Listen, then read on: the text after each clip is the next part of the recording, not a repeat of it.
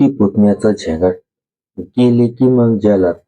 आता हे बघायचं आहे. चुलती म्हणजे आई. आईसारखीच चुलती असते. चुलतीचा दर्जा म्हणजे आईचा असतो ना. आईच्या नंतर कोण असतं? तर चुलतीच असते. आता हे बघा यांच्यात काय आहे? आणि याच्यात काय आहे? एक याच्यातून आपल्याला शिकायचंय. एक म्हणजे नीतिमत्ता काय असते आणि नीती गेल्यानंतर काय होतंय. आता ही स्टोरी पूर्ण समजून घेण्यासाठी आपल्याला जायचंय युपी मध्ये. आता ही पूर्ण स्टोरी ऐका, त्यावेळेस तुम्हाला काहीतरी गोष्टी याच्यातल्या कळत. ऐकून घ्या. यूपी कानपूर जिल्हा लक्ष्मणखेडा हे गाव आहे. आता या गावात काय पासवान कुटुंब राहतात. आता इथं पासवान कुटुंबात काय असतं, तिघ जण भाऊ असतात. आता तिघ जण भाऊ काही कारणास्तव वेगवेगळे निघतात. वेगळे झाल्यानंतर आपापला संसार थाटतात. आता त्याच्यात काय असतो, मोठा मोठ्याचं करतो माधवा माधवाचा आणि लहाना लहान्याचं. त्यातला लहाना सगळ्यात धीरेंद्र पासवान हा असतो. वय वर्ष 35 वर्ष असतो. याच्याकडे 5-10 बिघा जमीन असती. त्याच्यानंतर ट्रॅक्टर घेतो. लोकांच्या रोटाव्हेटर करणं, कल्टिव्हेटर करणं, नांगरणं, शेतजमीन नांगरणं आणि याच्यातून तो चांगला कसा पैसा कमवतो आणि आपला संसार चांगला गाडा हाकत असतो.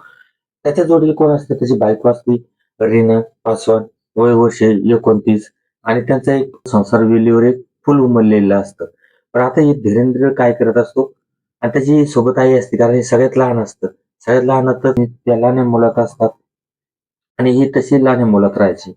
आता याचं बरं चाललं होतं, चांगलं चालू होतं, पण त्याच्यात काय झालं, हा ट्रॅक्टरवर असल्यामुळे, ट्रॅक्टरचा ड्रायव्हर मालक असल्यामुळं त्याला ट्रॅक्टरवर जाऊन फार अंगकान खेळ खेळवायचं म्हणून तो काय करायचा, आता त्याला दारूचं व्यसन लागलं. म्हणजे 90 आणायचा, 90तून क्वार्टरवर गेला, क्वार्टरवरून 2 क्वार्टरवर गेला. आता असं करता करता त्याचं काय झालं, व्यसन वाढत वाढत वाढत वाढत गेलं. त्याच्यानंतर तो घरी यायचा, झोपून राहायचा. आता हा घरी आला, झोपायचा आणि जायचा. आता ह्यो काय करायचा, लोकांच्या शेतजमिनी नांगरायचा, पण घरची जमीन नांगरायचं विसरून जायचा. आता घरची जमीन काय करायची, एक तर नांगरणी मागायची, त्याच्यानंतर पाणी मागायची. हा घरच्या जमिनीत पाणी द्यायला तयार नाही. नांगरटही चांगली होईना घरच्या जमिनीची, मशागतही होईना. आता घरची जमीन नुसती खाव खाव करायची. आता त्याच्यात काय व्हायचं, धीरेंद्रचा जो पुतण्या आहे, मोठ्या भावाचा मुलगा आहे, हा आहे सतीश पासवान म्हणजे सत्या. हा नेहमी घरी यायचा. आता काका पैशावाला म्हणल्यानंतर काका काका करत त्याचा काही डिझेल आणून देणं वगैरे, लुडबुड करणं, डबा नेऊन देणं, याच्यासाठी तो त्याच्या घरी येत सतत ये जाय असायची. आता याच्यानंतर त्याचं काय बोललं झालं, आता घरची याची जी रीना आहे, रीना ही मादक आहे. तुम्ही बघताय फोटो, थंबनेलला जो फोटो आहे तो पण तिचा आहे आणि मधात पण आपण देत जाऊ ते फोटो बघून घ्या, कशी मादक आहे, अशी एकदम मादक आहे. आता हिचं काय आहे, हिचं शरीर तिला सेक्स मारायचं. आता हिला कुठं भेटत नशी, कारण हे याचं दारू पिऊन पसरलं तसं राहायचं, कारण याचा अंग खेळ राहायचं. तुम्ही बघताय ट्रॅक्टर ड्रायव्हरचे भरपूर बहुतांश असेच हाल असतात. तर मग याच्यात काय झालं, ते रीना आहे सतीश, ते जवळ यायला लागले. आता हे सतीश किती वयाचा, 21 ते 22 वर्षाचा तरुण, नेमकं लग्न झालेलं नाही, नेमकं मिशा कुठं फुटून कुठं केसाया उगवलेलं असा हा तरुण. आता याला पण सेक्स करावं असं वाटायचं. पण याची चुलतीचं त्याची नजर खेळली. कॅन देताना, डाबा देताना हाताला हात लागायचे, ती त्याच्याकडे हसायची. आता हिनं त्याच्याकडे चालविचल करून बघितलं. त्याच्यानंतर त्यांचं झंगाट जमलं. त्यांचं झंगाट हे म्हणजे त्यांचं लफडं, अनैतिक संबंध हे घरातही चालू लागले. त्याच्यानंतर शेतजमिनी शेजारी शेजारी असल्यामुळे शेतातही चालायचे, वड्या खोड्या चालायचे, झाडाझुडपात चालायचे. त्याच्यानंतर तुरीचा पाटा असो, ऊसाचं शेत असो, मक्याचं शेत असो, गव्हाचं शेत असो, जिथं नाही तिथं त्यांचा धिंगाणा चालायचा, बळसाबळशी चालायची. कारण का, कारण याचा नावाट नागर होता, त्याचा फाळा काही जंगल नव्हता. हा नागर जमीन काय केली याने, रिण्याची जमीन पार अशी उलटी पालटी करून नागरली आणि पाण्याचा फवारा घेतला. म्हणजे त्याच्यात काय झालं, ती रिण्याची जमीन एकदम शांत होऊन गेली. मस्त बरं वाटलं जमिनीला, कारण की ती नागरट तशी झाली जमिनीची. जमीन खुश झाली. आता यांचं काय झालं, नेहमीच सुरू झालं, मग यांचं कुठं पण सुरू व्हायचं आणि यांच्यावर लोक शेत घेत नसे, कारण की त्याची काय झाली, लाणी चुलती झाली. आता लहानी चुलती सगळ्यात लहानी चुलती, पण याचं वयातलं अंतर फार कमी होतं. मग यांचं काय झालं, तिथं नाही तिथं सुरूच, तिथं नाही तिथं सुरू. त्यांच्यावर कोणी शंका घ्यायला ते काम नव्हतं. कारण की चुलतीवर कोण शंका घेणार, दुसरं असतं शंका घेतली असती. पण तरी पण म्हणतात ना, किती डोळे लावून दूध पिलं तर लांबून का होईना पाहणारा पाहतोच. आता हे जास्त दिवस टिकणार नाही, कारण की हे अनैतिक संबंध झाले. चुलती पुतण्या, त्याच्यानंतर भावकीत, त्याच्यानंतर मैत्री, असे जर कुठे संबंध असले, मित्रांनो तुम्हाला पैसा कुठून येतो, कसा येतो हे तुम्हाला कळत नाही. पण तो पैसा फक्त 5 ते 10 वर्ष टिकतो. पुन्हा एकदा उतारनं व्हायला लागलं म्हणजे रिवर्स गिअर पाळला की तुमचं असले नसलं सगळं घेऊन चालले जातं. तसं असं होतंय त्यासाठी ह्या असल्या अनैतिक संबंधापासून दूर राहिलेलं कधीही 4 हात दूर राहिलेलं बरं. कारण की मी बघितले ज्याचं चुलती आणि पुतण्याचं झंझट आहे अशानं भरपूर कमाई केली. पण आता एकदा रिवाज गैर पाळला ना मित्रांनो त्याला काहीच काय सापडणार नाही. इतकं खतरनाक कार्यक्रम होतो. मी पण बघितले. भावकीतले दीर भावजाचं बघितले. ते पण बघितले. त्यांचा फार धिंगाणा झालाय. मी बघितले सासरा सुनायचं पहिल्यांदा सुरुवातीला पैसा आला आणि नंतर जे इकायला सुरुवात झाली तर काहीच राहिले नाही. असं झालं. आता इथं पण आहे ना पापाचा घडा जास्त भरलाय. यमानं सांगितलंय, दुधाला आदेश दिलाय, कोणाला तरी उचलायचंय. आता उचलण्याची पाळी कोणाची ती बघूया पुढं सविस्तर. त्याच्यानंतर एक दिवस असा उगवला, त्यानं सांगितलं की म्हणे की मी आज चाललो रात्री शेतावर आणि आज रात्रभर नांगरणार आहे त्या माणसाचं, नंतरच मी येईल. आता हिनं काय सांगितलं, हिनं पुतण्याला सांगितलं की तो गेला म्हणतो चुलता गेला नांगरायला तू ये. आता यांचं काय पार तो आला. त्याच्यानंतर रात्री 10च्या नंतर यांची घोसाघोशी सुरू झाली. म्हातारी एका खोलीत झोपेली होती. हे एका याच्यात मस्तपैकी. पण याचं काय झालं योगायोग असा असतो मित्रांनो, त्याचं ट्रॅक्टर पडलं बस. आता ती मशीन आहे. मशीन कधी बंद पडली सांगू शकत नाही. तशी मशीन बंद पडली. तसा हा घरी आला. त्याला असं वाटलं रात्रीचे 11:30 वाजले, 11:30, 12 वाजले. अजून रात्र खूप आहे आणि ट्रॅक्टर बंद पडली. इथं काय करणार आहे? म्हणून तो घरी आला. घरी आल्यानंतर घरी येऊन पाहतो बेडरूमचा दरवाजा लावी लॉक होता तो. त्यानं वाजवला. वाजवल्यानंतर 5 मिनिटापर्यंत दरवाजा उघडला नाही. नंतर दरवाजा उघडला. आत पाहतो त्याची धर्मपत्नी रीना ही अर्धनग्न आहे आणि त्याचा पुतण्या पण अर्धनग्न अवस्थेत आहे. त्यावेळेस त्यानं काय केलं, रागाचा पारा चालला. त्यानं पुतण्याच्या 4-5 कान सुळात दिल्या आणि बायकोला मारायला सुरुवात केली. बायकोला मारायला सुरुवात केल्यानंतर त्यानं काय केलं, ते केल्यानंतर त्याच्यानंतर त्यानं काय तिथून पुढे त्यानं काय सुरुवात केली की त्याचा तो प्यायचा दारू पिण्याचं प्रमाण वाढलं. कारण की मित्रांनो जर ताटात जर का कोणी कुत्र्यानं जर तोंड घातलं कोणी पण ते ताटात पहिल्यासारखं जेवत नसतं. मग त्याला किळस येते. कारण त्याला कधीच्याला पण तेच आठवायचं आणि तो त्याला मारायला सुरुवात करायचा.